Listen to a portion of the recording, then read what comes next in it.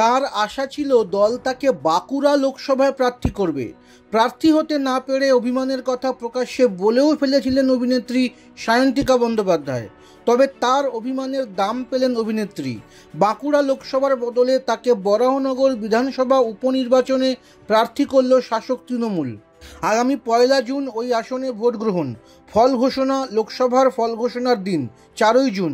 পাশাপাশি ইদ্রিস আলীর মৃত্যুর কারণে বিধায়ক শূন্য ভগবান গোলাতে রেয়াত হোসেন সরকারকে উপনির্বাচনে প্রার্থী করেছে তৃণমূল। অনেকেই বলছেন নাকের বদলে নরুনের মতো শোনালেও এই প্রাপ্তিতেই সায়ন্তিকার খুশি হওয়া উচিত।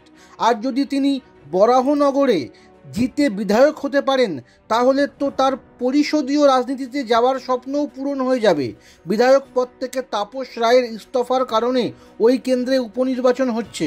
বিজেপি ইতিমধ্যেই বরাহনগর কেন্দ্রে সজল ঘোষকে প্রার্থী করেছে। সেই সজলের বিরুদ্ধেই সায়ন্তিকাকে প্রার্থী করল তৃণমূল।